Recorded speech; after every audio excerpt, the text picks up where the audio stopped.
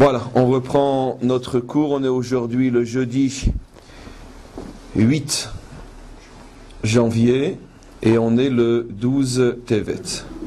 Alors on est censé, comme on le sait le jeudi, faire un cours sur la paracha, mais bien sûr on continue à essayer de près et de loin, de près ou de loin, à lier la paracha aux événements actuels, d'autant plus qu'on vient d'apprendre il y a quelques minutes que des missiles ont été tirés du nord.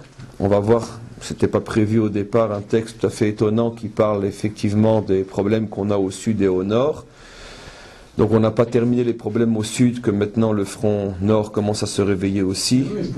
Donc on espère, Bezrat Hashem, qu'une fois de plus, et comme toujours, que Hashem continuera à nous faire des miracles inimaginables, comme il le fait, et comme il l'a toujours fait, et comme il le fera encore.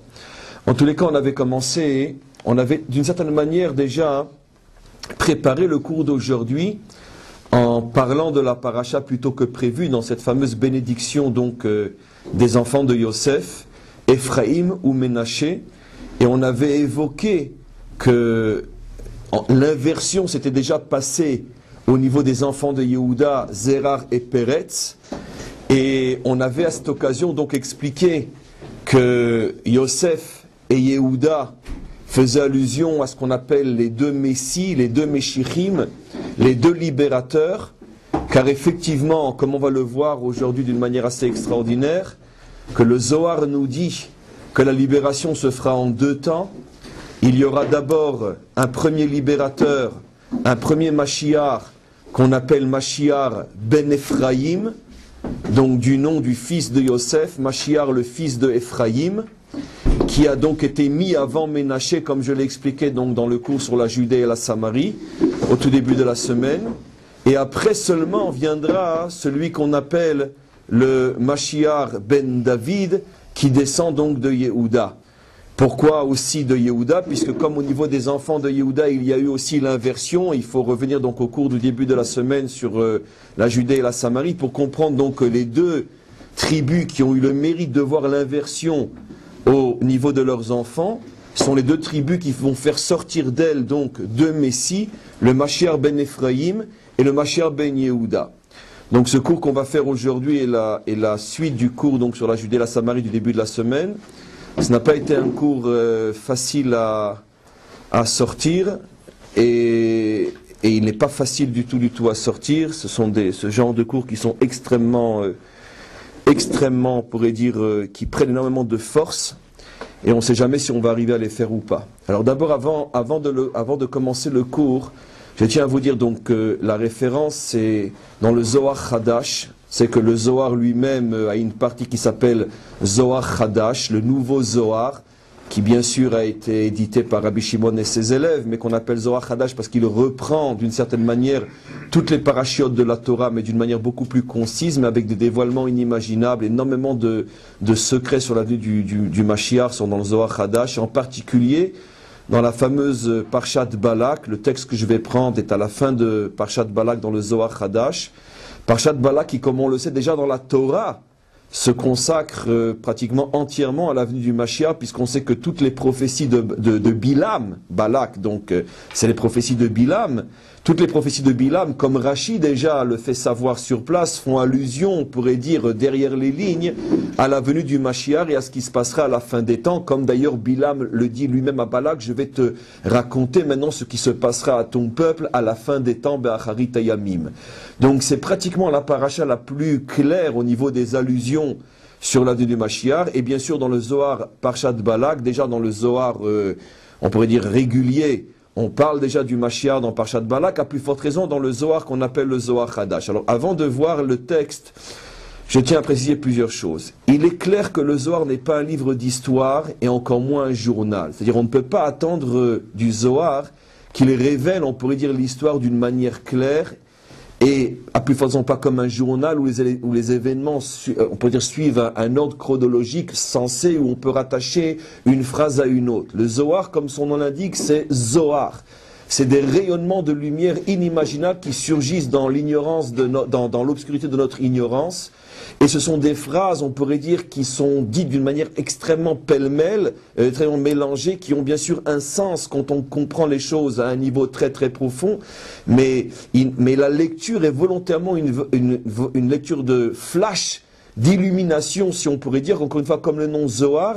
Et toute la difficulté, bien sûr, c'est d'arriver à trouver le fil conducteur, ce qui demande énormément de travail et de tension quand on étudie le Zohar.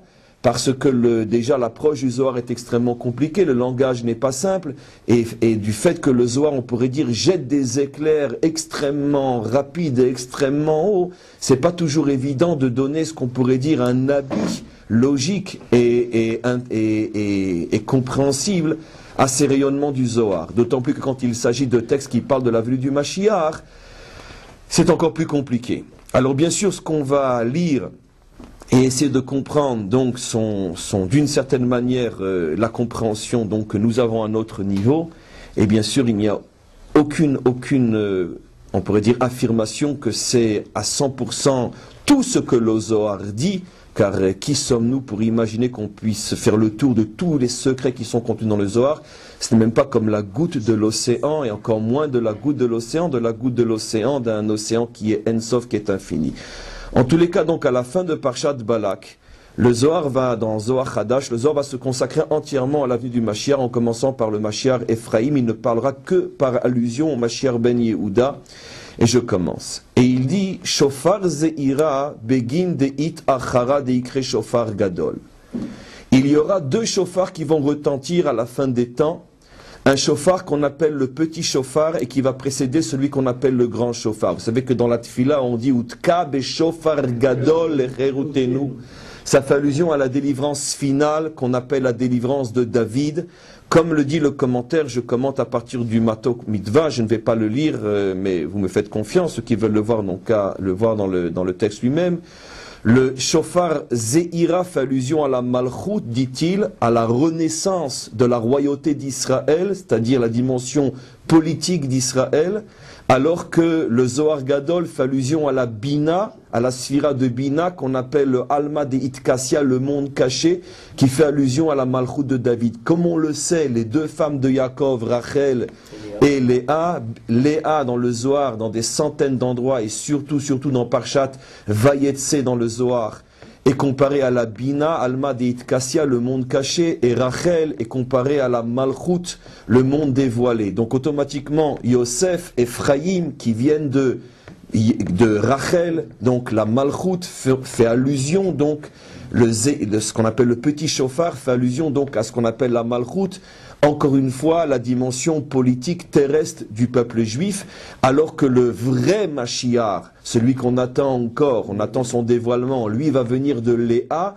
le descendant donc de Yehuda, le Ben David, et Léa étant la Bina, c'est-à-dire le monde caché, un monde extrêmement spirituel qui ne s'est pas encore dévoilé dans notre histoire. On sait qu'on est en pleine phase du dévoilement du Mashiach Ben Ephraim, comme on va le voir. Donc le Zohar dit Shofar Zeira begin deit achara deikre shofar gadol. On va maintenant parler, dit Rabbi Shimon bar Yochai, du petit Zohar et non du grand Zohar.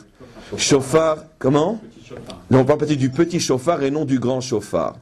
Shofar Zeirada ikre shofar oler. Ce petit shofar est appelé un shofar qui progresse. C'est-à-dire qu'il va aller en grandissant. Et ça fait bien sûr allusion à la délivrance du Mashiach ben David qui reconstruit d'une certaine manière la nation d'Israël, Mashiach ben Yosef, merci, excusez-moi je suis très tendu, donc qui reconstruit petit à petit la nation d'Israël. Comme on le sait, la nation d'Israël se reconstruit grâce au Mashiach ben Yosef petit à petit. On est parti des marécages il y a à peu près 150 ans jusqu'au paradis terrestre qui est le nôtre aujourd'hui sur cette merveilleuse terre. Et petit à petit, tant sur le plan physique que sur le plan politique, sur le plan religieux aussi, on voit que la nation revient de plus en plus vers la Torah. Tout se fait petit à petit et le Zohar dit Shofar Oler, c'est un shofar qui va en avançant.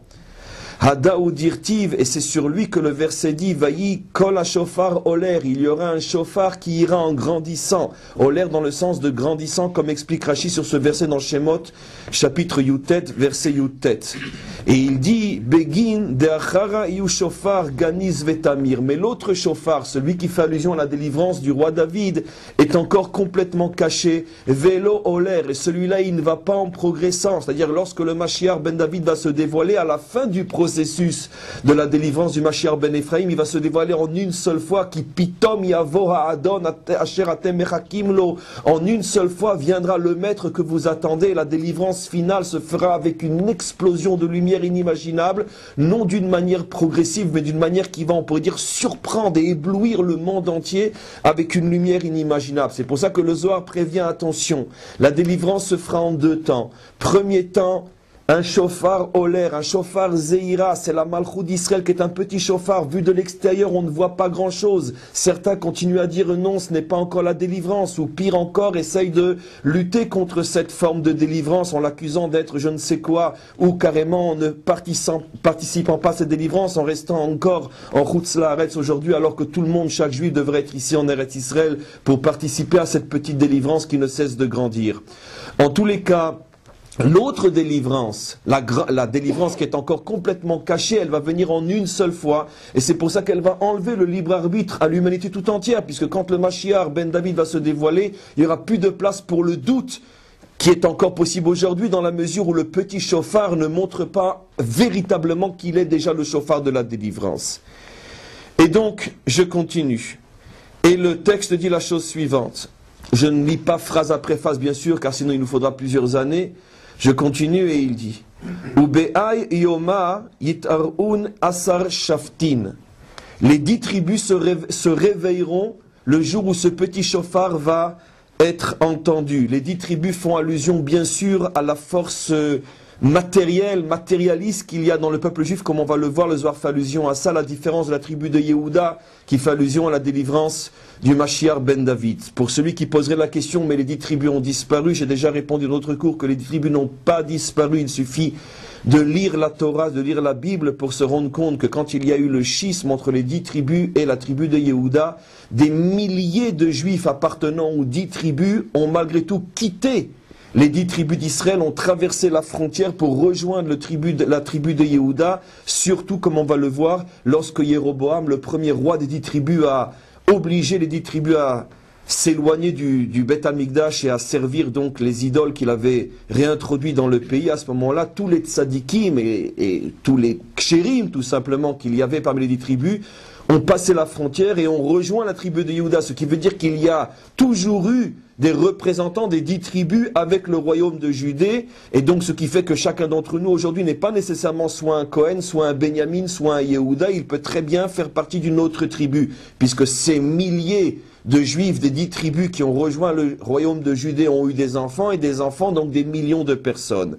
Et donc, ce cohort des 10 tribus qui se trouve à l'intérieur du peuple juif jusqu'à aujourd'hui, c'est comme on le sait la dimension matérialiste, puisque Ephraïm c'est la dimension du petit chauffard, la dimension matérialiste, et ces 10 tribus, ce cohort des 10 tribus se réveille lorsque le petit chauffard commence à retentir, les Agara Krivin, les Arba Sitrin Alma, et ils devront se battre aux 4 coins, aux quatre directions de la terre, puisque effectivement, ne serait-ce qu'à titre d'exemple, lorsque en 48 donc est proclamée la naissance de l'État d'Israël, à ce moment-là les armées arabes fondent des 4 points cardinaux sur le peuple juif, et à ce moment-là, donc dès que la renaissance se fait, à ce moment-là il y a des guerres qui commencent, on est attaqué du nord, on est attaqué du sud, on est attaqué de l'est et de l'ouest, on est attaqué de partout. Be'adeh Meshicha, tous viendront se battre contre ce Mashiach, Deit Machar Alayo qui aura pris le pouvoir sur les 10 tribus. Et regardez cette phrase absolument extraordinaire. C'est une interprétation, c'est vrai, qui me coûtera très cher, mais je l'interprète quand même. Veikabel Meshicho al yedeh dechat Kohen Tzedek. Et ce Mashiach là sera, on pourrait dire, consacré par un Kohen. C'est très intéressant, tout le monde comprend l'allusion, et tant pis pour moi, c'est que, je veux dire, il y avait au tout début de la renaissance de ce Mashiach un grand Kohen en Eretz Israël qui s'appelait le Rav Kook, et c'est lui qui a d'une certaine manière, on pourrait dire, officialisé le fait qu'avait commencé la renaissance de la renaissance donc de la nation juive, et que ce mouvement s'appelait, c'est lui qui l'a dit, Mashiach ben Ephraim. Et le texte est absolument fabuleux. Le texte dit clairement que V'ikabel Meshicho al yede dechat Kohen Tzedek, il y aura un grand Kohen qui se lèvera à ce moment-là et qui dira que ce qui est en train de se passer est effectivement un événement messianique. Veshiv'a ro'im me'imnani, mais il sera accompagné de 7 justes. Il faudrait savoir si le Rav Kook avait 7 justes, ça faudrait compter, j'imagine, 7 talmidim ou 7 contemporains qui accompagneront donc ce Kohen Sedek, je ne vais plus dire son nom maintenant, mais en tout cas ce Kohen Sedek qui reconnaîtra dans ce mouvement-là la naissance du Mashiach ben Ephraim. Et voilà maintenant ce que dit le Zohar. Ou Meshichada Meshifta de Ephraim ou. Ce Mashiach sera un descendant de Ephraim. Ou Mizara de Yaravam ben Nevat Ave. Et il sera un descendant du fameux roi idolâtre Jéroboam qui a fait le schisme, qui a pris les 10 tribus d'Israël et qui s'est révolté donc contre la tribu de Yehuda, le premier roi qui a réinstallé l'idolâtrie à l'intérieur du peuple juif et qui a empêché les 10 tribus de se rendre au Beth Amikdash. Et donc ce descendant de Ephraim, ce premier Mashiach consacré par le Kohen, sera un descendant de Jéroboam, puisqu'il viendra faire le tikkun, justement comme on va le voir de ce qu'a fait Jéroboam. Jéroboam, finalement, a voulu, il y a des millénaires, créer un peuple juif séparé du Beth Amikdash et idolâtre comme tous les autres peuples. Et c'est lui la raison véritable de l'exil, de la destruction du premier temple et de tous les exils d'Israël après. C'est Jéroboam qui porte sur ses épaules la responsabilité de 3000 ans d'exil, un peu moins, 2500 ans d'exil à peu près, 2700 ans d'exil. Et donc, automatiquement, le tikkun doit sortir de son zera, doit sortir d'un enfant de lui, et c'est ce que dit le Zohar Kadosh. Mais attention, de quelle lignée à l'intérieur de Jéroboam il vient, dit le Zohar, regardez la précision inimaginable, Béré de Avia, ça sera le fils de Avia, de Beulemoy Met, qui est mort, Veaou Yoma Demet Otialid Lebar, c'est-à-dire que Jéroboam avait un fils qui s'appelait Avia, et le jour où il est mort, sa femme a accouché d'un enfant, et de cet enfant-là, donc dont le père est Avia, qui est mort le jour de naissance de son fils, de cet enfant-là sortira le Mashiach. Ve'intil mibe yaravam le midbara, et il a été cet enfant, dès sa naissance, il a été caché de Jéroboam, parce que Jéroboam voulait tuer la descendance de Avia, parce que Avia était le seul de la famille de Jéroboam qui ne voulait pas suivre l'idolâtrie de Avia. Et il dit de Jéroboam, Mea Veshivim Gavrim, il s'est enfui dans le désert avec 170 soldats qui protégeaient cet enfant-là. Kuleu Zakaïn Meshifta de Ephraim, tous des tzadikim de la tribu de Ephraim, des Lo Ishtakru Bechovat de Yeravam, qui n'ont pas voulu participer à la faute de Jéroboam. Donc c'est de cette lignée où Mehai Bere de Avia Nafik Ai Meshicha, et c'est de cet enfant de Avia, de cette étincelle de pureté qui n'a pas été corrompue dans la descendance de Ephraim, c'est de cette étincelle de pureté que sortira le Mashiach. Donc celui qui va reconstruire la nation détruite à cause des fautes de Jéroboam. Donc on a une indication absolument extraordinaire, et on continue bien sûr. Et il dit, Kevan de Yinduna Va'an, encore une fois, on ne suit pas l'ordre chronologique dans le Zohar, il se peut que maintenant, entre le texte qu'on vient de lire, qui parle apparemment avant la naissance de l'État d'Israël, puisqu'on parle du Kohen qui consacre ce Mashiach-là, qui est donc certainement le Rav Kook, et après, il se peut que le Zohar peut passer 100 ans après, puisque c'est pas, encore une fois, c'est pas un reporter qui suit l'histoire, c'est pas un livre d'histoire, c'est des avrakot, c'est des rayons de lumière qui rentrent, encore une fois, dans l'obscurité de notre ignorance. Kevan de Yinduna Va'an, lorsque les pères vont se rendre compte, les pères ce sont les 3 pères bien sûr, Avram, Israël et Yaakov, lorsque les 3 pères vont se rendre compte des Pakid Akadosh Baruch Hu La'ilata ou Le'ameh, que Dieu a décidé de libérer sa royauté et son peuple, Kama Chedo al Chedo Be'ayoma, combien de joie et de joie se trouveront en haut dans le ciel, dans le monde des Neshamot, dans le Gan Eden, dans le monde des pères, dans le monde des mères, dans le monde de tous les tzadikim qui ont supporté la souffrance d'Israël pendant des millénaires. Mais la joie en haut va s'accompagner de commencements de très grandes souffrances et de grandes difficultés pour le Ham Israël en bas, dit le Zohar. Regardez cette prophétie inimaginable. Seulement, Be'ar'a de Tsafon ou Malchuta de Teman, mais sache qu'au nord et au sud, Kama aku al akui tarun be'ayom al amad Israël. Combien de souffrances et de souffrances s'abattront sur le Ham Israël? Avant de commencer le cours, on a tous entendu que, apparemment, Chas v'Shalom, un nouveau front s'ouvre au nord, pendant qu'on est dans un front sur le sud. Et on sait très bien que finalement, au fur et à mesure, se dévoile de plus en plus que nos ennemis jurés sont au nord et au sud, qui mitzafon tipatar ara'a, que du nord viendra le mal. Et on sait, pour ceux qui connaissent un petit peu, que dans des centaines, peut-être des milliers d'endroits, le Zohar explique qu'il y a deux forces impures qui sont la Klippa du nord et la Klippa du sud, qui sont le Shor et le Chamor, qui sont le taureau de l'impureté et l'âne de l'impureté. L'un est au nord et l'un est au sud, et quand ils se réunissent, ils peuvent détruire le monde. Quand le Hezbollah et le Hamas décident de s'unir, ça fait allusion aux chiites et aux sunnites, à la Klippa chiite, à la Klippa sunnite. Lorsque les deux essayent de s'unir, c'est très très dangereux. Mais c'est clair que le nord et le sud ici ne font bien sûr pas que allusion au Hezbollah et au Hamas, ça fait aussi allusion aussi à Esav et à Ishmaël. On sait que dans des centaines d'endroits dans le Zohar, le Tsafon, le nord, est la force de la Gvura, du Din. Et c'est la force qui a été donnée à Esav, alors que le sud est la Klippa du Chesed qui a été donnée à Ishmaël. Et d'ailleurs, on sait très bien dans le Midrash que Ishmaël est appelé Théman. D'où on sait que Ishmaël est appelé Théman. Juste avant Matan Torah, il y a un verset qui dit que Dieu a présenté sa Torah au Théman, et là-bas Rashi dit qu'il s'agit des Bnei Ishmaël qui se trouvent dans l'endroit appelé Théman, et qu'avant de donner la Torah à Israël, Dieu l'a proposé d'abord aux Bnei Ishmaël et aux Bnei Esav, comme on le sait. Donc Tsafon et Théman font bien sûr allusion à ce qu'il y a de mauvais dans Esav et ce qu'il y a de mauvais dans Ishmaël. C'est peut-être la rencontre entre Hitler et le Moufti de Jérusalem qui va entraîner la solution finale, et ça fait jusqu'à aujourd'hui allusion à ces centaines de millions de dollars qui sont versés soi-disant pour les gazouïtes. Alvaï que le Ham Israël, lorsqu'il était dans les camps de concentration, ait vu un tel levé de bouclier de millions de dollars qui lui seraient versés pour l'aider quand il était abandonné par le monde entier. On sait très bien que tous les millions de dollars qui sont donnés aujourd'hui n'iront jamais entre les mains des gens de Gaza, mais serviront au Hamas pour reconstruire les minarotes et reconstruire tout son arsenal militaire.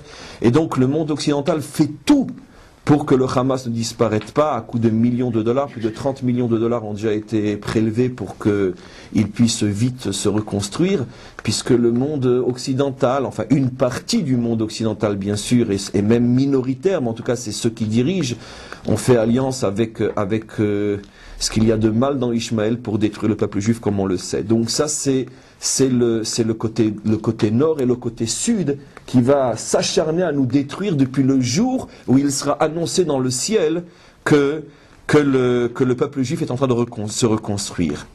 Mais seulement, grâce à Dieu, les choses ne vont cette fois-ci pas se passer selon le plan maléfique du nord et du sud. Vetit kabel slutun bera'ava, mais les prières d'Israël seront entendues et acceptées avec amour. Ou bepania dea yoma, et à la fin de ce jour, il faut comprendre, à la fin de cette période, Teadar Shrinta Lego Beita, la Shrina reviendra enfin dans sa maison. Ça fait allusion bien sûr à la construction du troisième temple, ça fait allusion au vrai Mashiach, qui est le Mashiach Ben David, qui vient de la Bina, qui vient de Léa, ce Mashiach qui ne laissera plus de doute parce qu'il va se dévoiler dans toute sa puissance. Ou Mashiach Léatré, le Mashiach reviendra à son endroit, ça fait donc allusion au Mashiach Ben David qui reviendra quand, vers la fin de cette période, la fin du jour, après toutes ces souffrances, les prières auront été entendues. Ve'avan les gomarta dileun, et les pères, eux aussi se dévoileront de leur caveau. Ça fait allusion donc peut-être à la résurrection qu'il y aura au moment de la délivrance finale. À ce moment-là, on va ressauter encore certainement des années, des décennies dans l'histoire, et je vais maintenant lire avec vous un texte extrêmement surprenant. Pour ceux qui ont envie de voir cette paracha plus en détail, vous verrez que le passage qu'on va lire maintenant est complètement surnaturel, parce qu'il n'a aucun lien à l'événement qui va être décrit maintenant, ni avec ce qu'il y a avant, ni avec ce qu'il y a après. Tout d'un coup, Rabbi Shimon Bar Yochai nous révèle comme une prophétie, comme pour bien nous faire comprendre que lorsque cet événement se passera, alors ce qu'il va dire concerne ce moment-là, il donne un point de repère extraordinaire pour nous faire comprendre de quelle période il va parler maintenant. Et il dit la chose suivante. Salik na'aku de Israël et kame malkam kadisha. Les souffrances d'Israël monteront devant le roi d'en haut, le roi suprême. Car il n'y a pas un endroit au monde, vous allez comprendre pourquoi il n'y a pas un endroit au monde où on ne cherchera pas à faire du mal à Israël.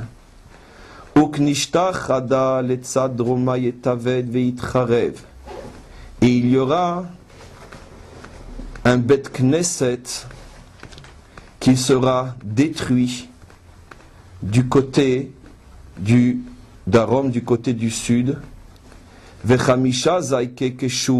Et 5 justes, Yitkatlun Binayu, seront assassinés à ce moment-là. Le côté du sud, ça fait allusion, comme on le sait, à l'Amida du Chesed. J'invite encore une fois à ceux qui veulent vérifier chaque chose, que dans ce même texte, quelques versets avant celui qu'on a commencé, le Zohar dit, et il le dit dans des centaines d'endroits, que l'Amida de Darom fait allusion à Avram Avinu, c'est la mitzvah de Achnasat Ochim. La mitzvah de recevoir chez soi des gens qui sont dans le besoin. Il n'y a pas au monde un endroit qui est le symbole plus de Achnasat Ochim qu'un Bet Chabad.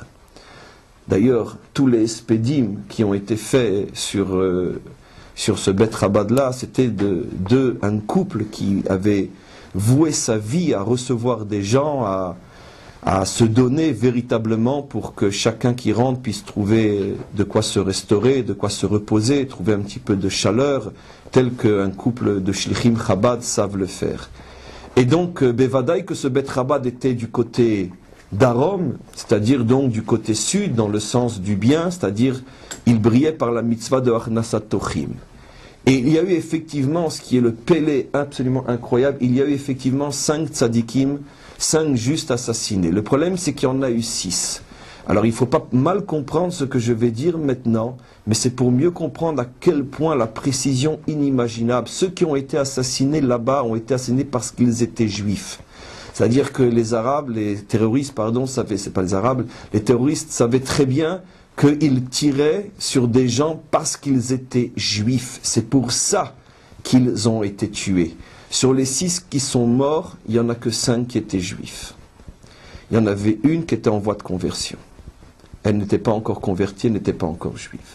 Une russe. C'est un péléplaïm, mais il y a eu 5 juifs tués parce qu'ils étaient juifs, et d'une certaine manière, la 6e a été tuée par erreur, parce que si elle avait pu prouver qu'elle n'était pas encore juive, peut-être qu'il n'aurait pas tiré dessus.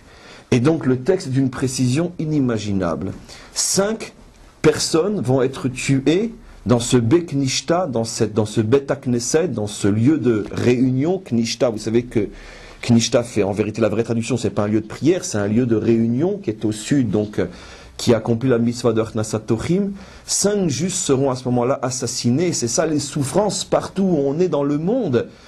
Parce qu'il n'y a pas un endroit, pas seulement en Eretz Israël, on nous attaque, mais partout, quelque part, il y a un symbole d'Israël, là-bas il sera attaqué. Et donc vous allez maintenant comprendre pourquoi ce texte est absolument fabuleux, pourquoi Rabbi Shimon est obligé de nous révéler qu'il y aura un endroit dans le sud où 5 justes seront assassinés et que l'endroit sera détruit. Il n'est rien resté de cet endroit-là, il a été complètement détruit, et il faut tout reconstruire comme on le sait. Et regardez maintenant ce qu'il dit. Kedin lesof tlitin utren yomin deitkatloun leknishtai. Très précisément, au bout de 32 jours après l'assassinat de ces justes, Yilbash kutsha birichu kin'a le'ahu shofar zeira. Dieu habillera le petit shofar, donc le Mashiach ben Ephraim, d'un sentiment de vengeance. 32 jours, jour pour jour, après l'assassinat de ces 5 justes qui manifestement ont été assassinés le samedi en question, en tout cas le dernier d'entre eux, apparemment le mari, apparemment vivait encore jusqu'au Shabbat. 32 jours après, notre armée rentre à Gaza, enfin les avions commencent à bombarder à Gaza, 32 jours après, jour pour jour. j'arrive même pas à le dire tellement c'est fou, tellement c'est fort, tellement c'est incroyable, tellement on est en face d'une prophétie inimaginable. Et donc, 32 jours après, où vous avez vu, je ne veux pas faire le malin, mais pour ceux qui connaissent un petit peu le Zohar, où vous avez vu dans le Zohar que Rabbi Shimon Bar Yochai rentre dans des précisions à ce point apparemment futiles? Depuis quand Rabbi Shimon Bar Yochai est obligé de nous préciser qu'il va y avoir tel événement? Apparemment, on ne voit pas du tout pourquoi il nous le dit. Et que 32 jours après, mais nous, où on a vu dans le Zohar des choses pareilles? Pourquoi le Zohar rentre dans des précisions pareilles? Parce que le Zohar ici est en train de nous dire qu'on est en train véritablement de vivre des événements, ils sont tous messianiques depuis que le petit chauffard, il y a 150 ans, a commencé à résonner. Bien sûr qu'ils sont tous messianiques, mais là on rentre vraiment dans des phases inimaginables.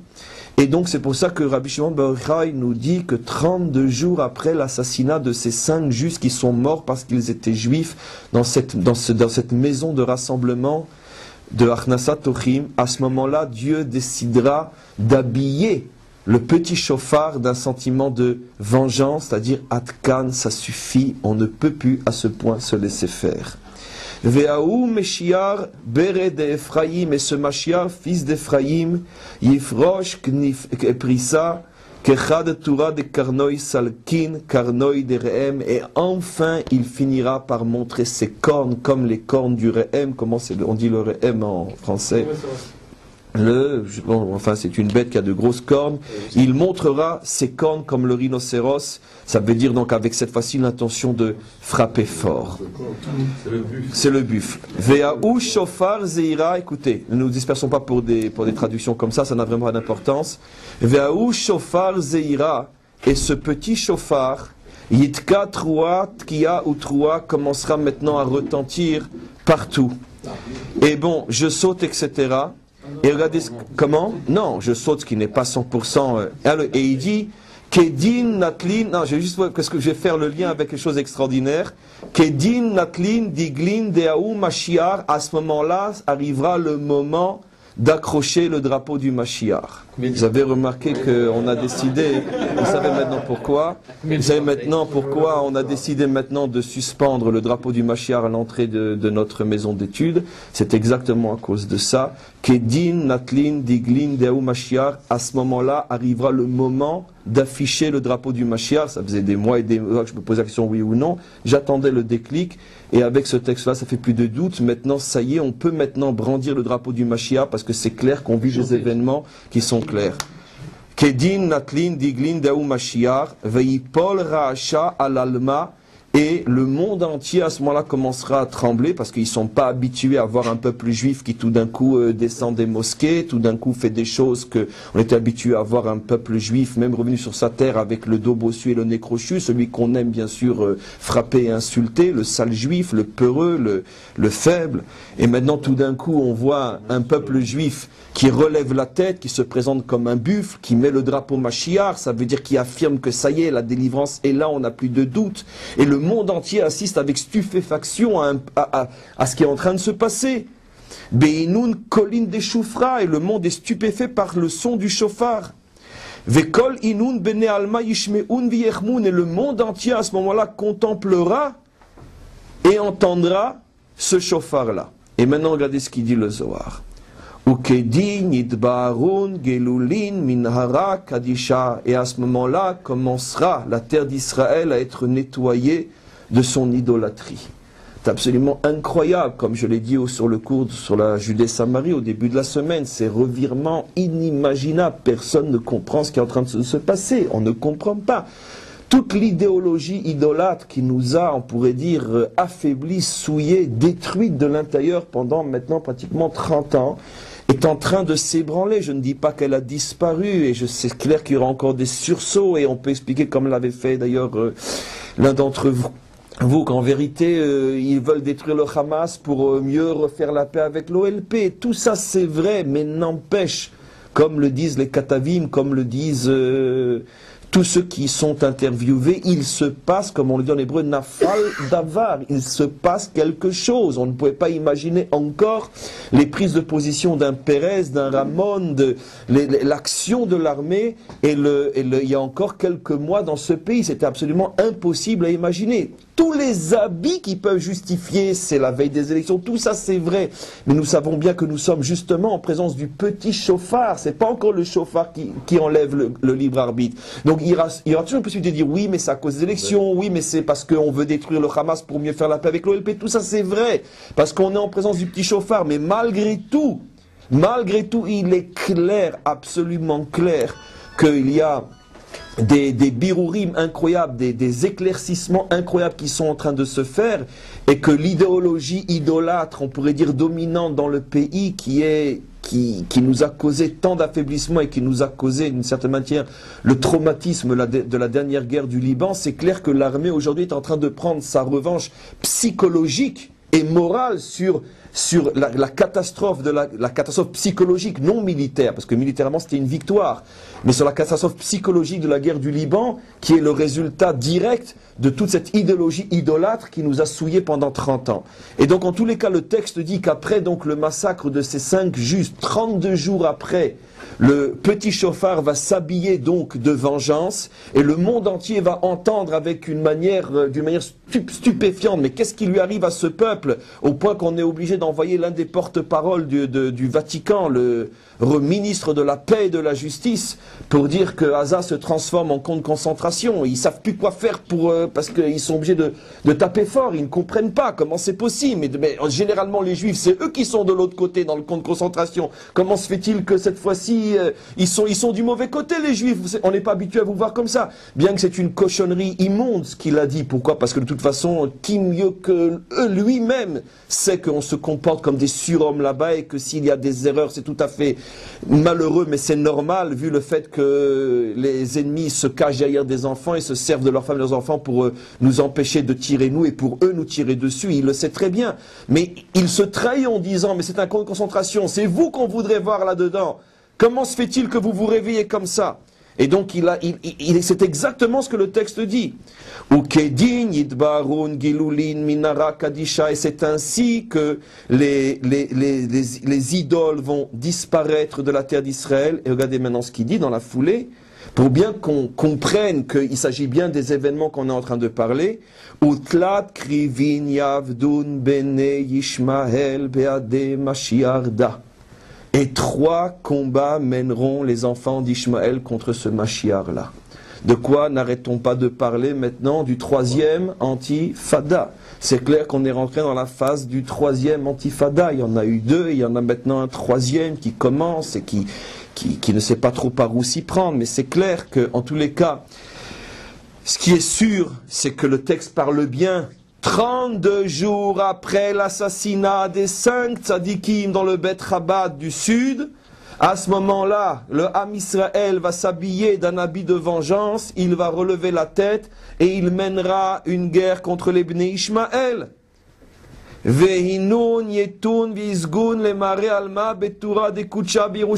l'indication qu'il donne, pour bien qu'on sache qu'il s'agit d'une prophétie. Il dit, et sache qu'à cette époque-là, les Bnei Ishmaël prieront dans leur mosquée sur le Har Habayit. C'est ce qu'il dit. Misgad.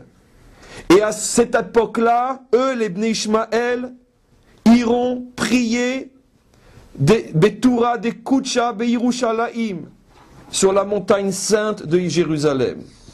Voilà.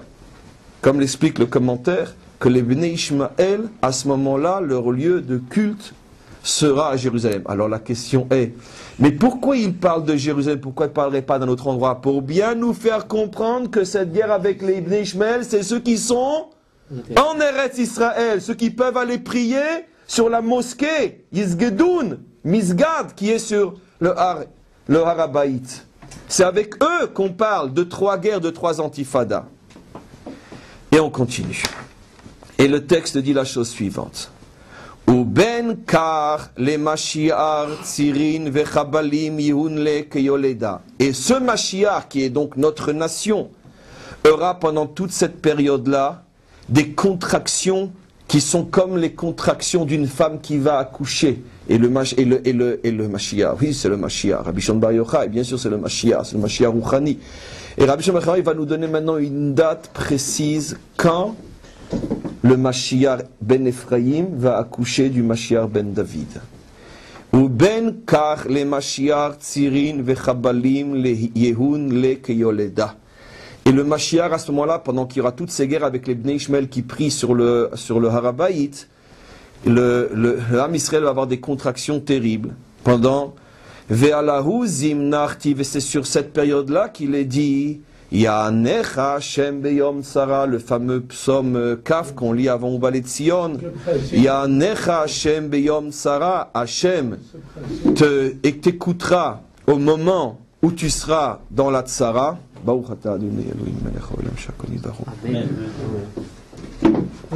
De'inun tesha psukim. Il y a dans ce verset-là 9 versets. De'inun tesha psukim. Il y a dans ce psaume-là 9 versets. Keyarchin de Yoleda, qui font allusion aux 9 mois de la grossesse. Veshavim tivin. Et il y a 70 mots. Deha leshivin shanim be'elef shitita yolid vishlot al kol alma. Car c'est dans la 70e année, à l'intérieur du 6e millénaire, que naîtra et prendra le pouvoir ce Mashiach. 9 mois, une 70e année. Mes amis, on va vers l'année 5770. On va vers l'année 70. Pour bien comprendre qu'il n'y a pas d'erreur, vous allez voir ce qu'il va dire par la suite. On va vers une année, parce qu'il y a eu beaucoup d'années 70 pendant le 6e millénaire. Et il y a eu combien de fois? Il y a eu énormément d'années 70. Maintenant vous allez comprendre pourquoi Rabbi Shimon Bar Yochai a été obligé de rentrer dans des comptes précis, de nous dire, alors qu'on ne voit pas pourquoi il a besoin de nous le dire, que sera détruit un Beth Knesset dans le Darom, et que 5 tzadikim seront assassinés, et que 32 jours après commenceront des guerres avec les Bnei Ishmael, pour bien nous faire comprendre que quand il parle de la 70e année du 6e millénaire, il parle bien que la naissance se produira en l'année 5770. Et si vous regardez les 9 mois dont il parle, la guerre a commencé quel mois?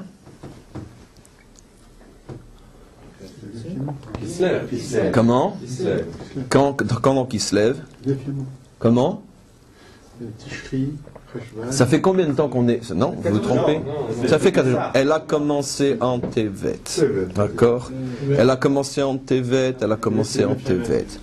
Tevet, Shvat, Adar Nissan, Iyar Sivan, Tammuz, Av, Elul. 9 mois. Rosh Hashanah de la 70e année. 9 mois. 9 mois depuis le début de la guerre jusqu'à la naissance du Mashiach. 9 mois. 9 mois précis. La guerre commence au mois de Tevet. Et le premier du mois de Tishrei, on a à ce moment-là nos 9 mois qui sont écoulés, 9 mois entiers. Même si la guerre a commencé 2 jours à la fin de Kislev, peu importe. Mais on parle de mois ici. En mois, jusqu'au Rosh Hashanah de l'année Tafshin Aïn, qui veut dire d'ailleurs Tesha, qui est la Gematria Ktana de Emet, Emet 9, Me'eret Titzmar, qui est aussi la racine de Toshia, tu nous délivreras, d'accord? Et qui est, pourquoi sous le signe du 70? Parce que c'est la victoire sur les 70 nations. Alors maintenant regardez. Deha le shivim shnin, donc ce verset, Beyom tsara ya'anecha, à 9 versets qui font allusion aux 9 mois de Tevet à fin Av, pour arriver donc à fin Elul, pour arriver donc à Rosh Chodesh, à Rosh Hashanah, donc Tishrei, 10e mois de l'année 70. Et regardez ce qu'il dit. Pendant ces 9 mois depuis le début de la guerre jusqu'au dévoilement du Mashiach ben David, toutes les nuits on verra des chars de feu et des chevaux de feu, Magichin, Krivim, Milin, Benin, qui se battront dans le ciel. Adéina, ça fait jusqu'au matin. Mais les avions d'un côté, les tilim de l'autre, qu'est-ce que c'est quoi? D'accord, le Zohar appelle ça parce que c'est dans le langage de l'époque. À l'époque, on ne se bat pas avec des tilim, on se bat avec des chars et des chevaux. Des chars de feu contre des chevaux de feu qui illuminent le ciel pendant ces 9 mois. Dans notre langage à nous, c'est clair que l'allusion est évidente. Regardez ce qu'il dit. Les bâtards d'Einun Tisha Yarchin Ya'avrun. Après ces 9 mois, il y aura donc la fin donc de toute cette période de contraction et de grossesse. Kedin Kutsha Berichuyit Arle Meshiarda. Enfin, à ce moment-là, Akadosh Baruch Hu va réveiller le Mashiach. Ve'afek le Meginta de Eden, et il le fera sortir du Gan Eden, puisque le Mashiach ben David il attend dans le Gan Eden que le Mashiach ben Yosef ait terminé son travail.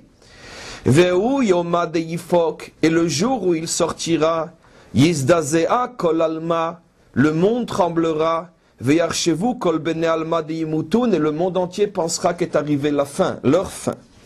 Maintenant, comme vous allez le voir, le Zohar maintenant revient sur, comme il va le dire à la fin du texte que je vais vous lire, on arrive à la fin de la paracha, il revient sur ce qui se passera maintenant pendant les guerres entre le petit chauffard, Mashiach ben Ephraim, et les Bnei Ishmaël. Et il dit, Alaou Yomar Tiv, comme le commentaire explique, on revient maintenant sur, il va le dire comment, on revient sur le texte d'avant, Alaou Yoma, pendant cette période où il y aura les guerres contre les Bnei Ishmaël, regardez, Ubaou bemeorot tsurim ubimchulot afar mipne pachad Hashem. Nos ennemis se cacheront dans des souterrains et dans des caves souterraines. Je répète le verset. Ubaou bemeorot tsurim, ils se cacheront dans des caveaux, ubimchilot afar, et dans des souterrains creusés sous le sol. D'accord? Où se trouve aujourd'hui le Hamas? D'accord? Enterrés sous le sol. D'accord.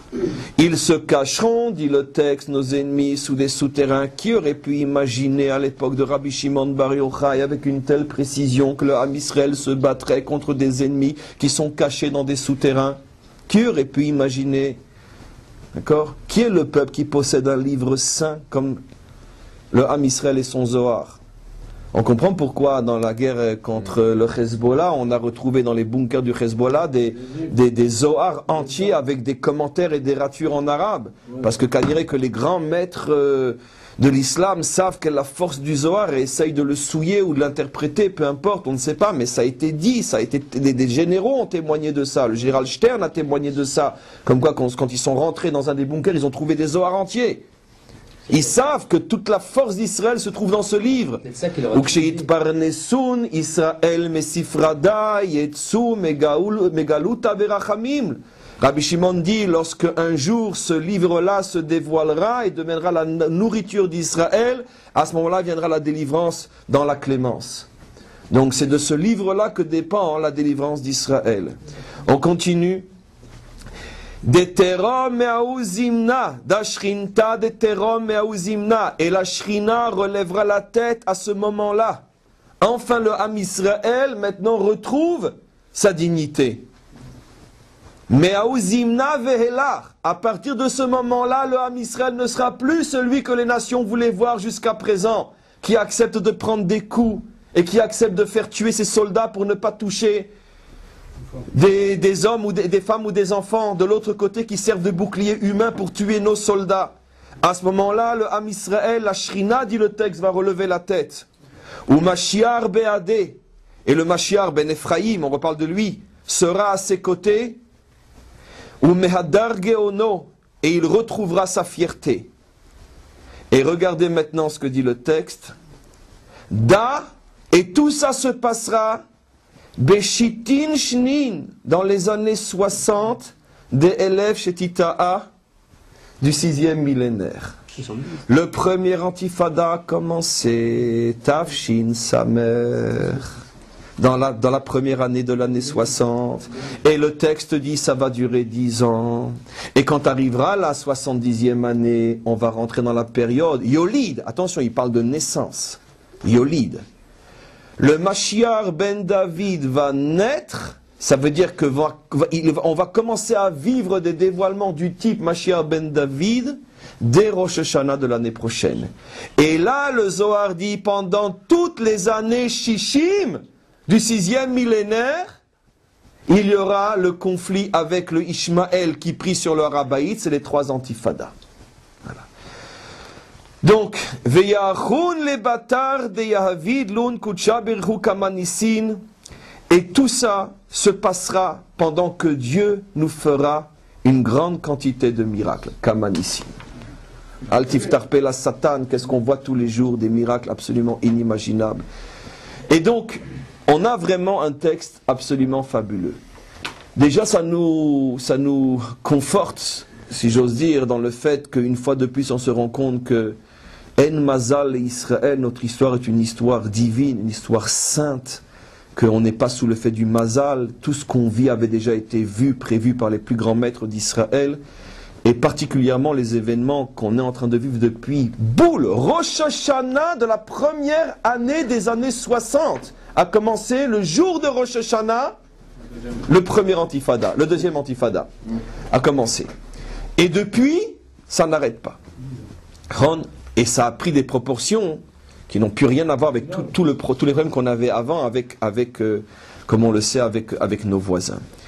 Et donc le Zohar promet que la fin de cette période-là va être l'année 70, qu'à ce moment-là, on va avoir ce qu'on appelle, il le dit clairement, Yolid, la naissance. Ça veut dire que l'année 70 va sceller, on pourrait dire, la fin définitive du Mashiach ben Yosef, et on va commencer à rentrer dans la phase du Mashiach ben David. Alors, comme un enfant qui naît, c'est clair qu'il est d'abord nourrisson, et que jusqu'à ce qu'il soit à l'âge adulte, ça peut prendre à l'échelle de l'histoire encore quelques bonnes années. Mais, quoi qu'il en soit, Rosh Hashanah qui vient est un Rosh Hashanah fondamental. Apparemment, il va encore y avoir des événements extrêmement douloureux et remplis de miracles en même temps, pendant les 9 mois, puisque le texte parle clairement de 9 mois. Et donc on va voir bien sûr ce qui va se passer. Oui, pour les questions. Pourquoi ce ne serait pas 870? Comment? Pourquoi vous dites 5770? Ça pourrait être 7870. Mais j'ai répondu à cette question. C'est pour ça que le Zohar, c'est pour ça que Rabbi Shimon, connaissant cette question, évidemment, a donné une précision irréfutable. Sera détruit et assassiné un Beth Knesset avec 5 tzadikim qui se trouve dans la Mida du Darom qui est Achnasat Ochim, et 32 jours après commencent des guerres avec les Bnei Ishmael. Alors c'est pas tous les jours qu'on a une précision pareille. J'avais demandé mais pourquoi il a besoin de donner cette précision? Pour bien nous faire comprendre que évidemment qu'il y a, je l'ai dit moi-même, il y a 100 fois 70 années en 1000 ans. Mais cette précision que nous sommes en train de vivre maintenant est comme une précision extraordinaire. Alors encore une fois, nous ne sommes pas Rabbi Shimon Bar Yochai et on est encore moins un prophète.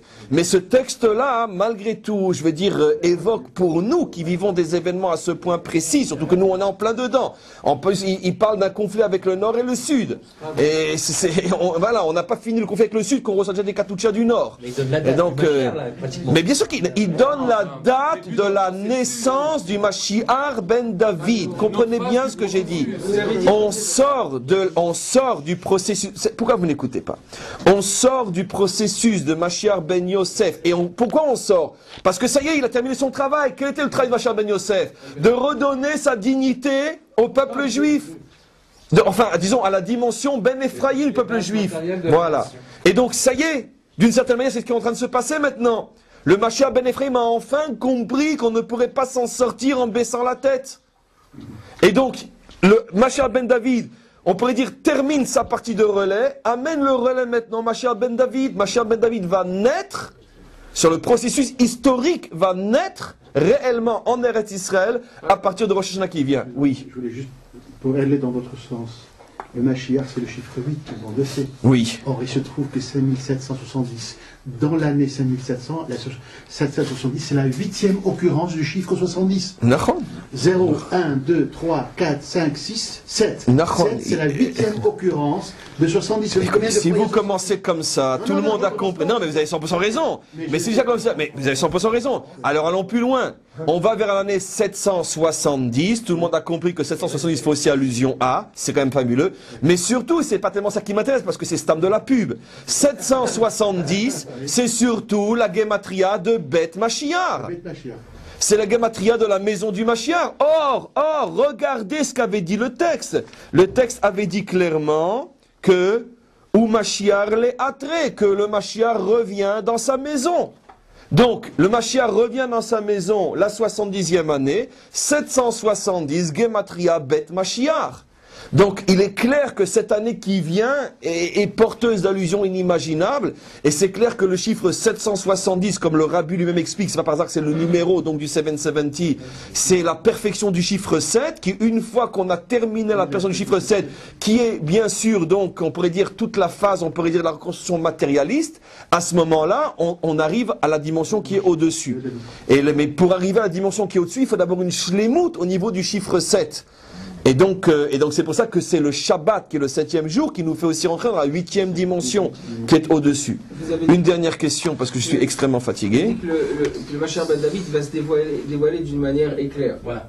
Oui. Alors le Mashiach... Alors que vous dites maintenant qu'il va se dévoiler, qu'il va... Non, il y a... progressivement... Tu as raison, mais il y a deux choses qui sont pas contradictoires. Je suis en même temps que... J'essaie de faire une petite manipulation au niveau de l'informatique pour voir s'il y aurait éventuellement quelques questions. Un instant. Non, il y a le processus, il y a le Mashiach. Le processus et le Mashiach, c'est pas la même chose. Non, il n'y a pas de nouveau message. Donc, le processus, lui, il va naître avec Rosh Hashanah qui arrive. Maintenant, de la même manière qu'un homme ne se dévoile pas quand il est nourrisson, d'accord ? Il attend lui-même de grandir. Mais quand il va se dévoiler, cet homme terminé, à ce moment-là, le dévoilement se fera en une seule fois. Ça veut dire qu'il va couper court à toute discussion possible. Lorsque le Mashiach ben David, après avoir évolué comme il doit évoluer, va recevoir l'ordre de se dévoiler, à ce moment-là, le dévoilement sera Hatpa'ami, sera, on pourrait dire, Chalak, il n'y a plus de discussion possible. Comme le texte le dit, le monde entier va penser qu'il va mourir. Mourir dans le sens que toute l'idéologie, on pourrait dire, anti-délivrance va s'effondrer et va mourir. Ça sera tellement clair, tellement fort le dévoilement, qu'il n'y aura pas de possibilité de contrecarrer ça. Ce qui n'est pas le cas de toute la période du petit chauffard, qui est Mashiach ben Ephraim, où les choses sont tellement revêtues de voile, comme ce qui se passe en ce moment. Si notre compréhension est bonne, le Zohar affirme que c'est le fait que ce qui se passe en ce moment à Gaza, c'est le fait que la Shrina retrouve sa fierté. Certains vont dire non, c'est parce qu'on a la veille des élections. Les deux sont vrais, parce que c'est ça, on pourrait dire, le phénomène difficile du Mashiach ben Ephraim, c'est qu'il se voile. Il s'appelle petit chauffard. Il ne veut pas encore enlever le libre arbitre. Alors la vraie raison, c'est celle que Rabbi Shimon bar Yochai nous révèle. C'est parce que maintenant on rentre, on pourrait dire, dans la dernière année des 60 années de cette période des 6000 ans. Et donc il faut que le travail du Mashiach ben Yosef soit terminé. Et il se termine, on pourrait dire, en beauté par un retour à ce qu'on appelle Kohar Arta'a, dans tous les sens du terme, dans le sens militaire, dans le sens moral, dans le sens psychologique et spirituel. Kohar Arta'a, que le Ham Israël retrouve sa puissance. Et après, une fois que le Mashiach ben Yosef, finalement, on pourrait dire, sauf Maaseh Marshavat Trila, parce qu'il y a aussi quelque chose d'absolument incroyable. Quelle était au tout début de la naissance du Mashiach ben Yosef, quelle était en vérité la force véritable d'Israël? La gauche. C'est elle qui a reconstruit le pays. Et d'une certaine manière, qui c'est qui termine d'une certaine manière l'année? C'est encore une fois, d'une certaine manière, en tous les cas, il n'en reste plus grand-chose la gauche, mais en tout cas un symbole de la gauche, le Sarah Bitachon, etc. Donc on voit bien qu'il y a ici une sorte de boucle bouclée, de réparer quelque chose qui s'est abîmé entre-temps. Ça avait bien commencé, il y a eu un milieu catastrophique et il y a une fin encore une fois, extrêmement voilé pour celui qui veut comprendre l'histoire au niveau des journaux, mais extrêmement voilé, d'accord, mais dans le fond, il y a quelque chose de très profond qui est en train de se passer. Et après, on commence Mashiach ben David. Après, ça y est, on rentre dans la période du Mashiach ben David. Voilà, donc ce que je vous propose, c'est d'arrêter là pour l'instant, parce que en ce qui me concerne, je suis pas mal épuisé, et on se retrouve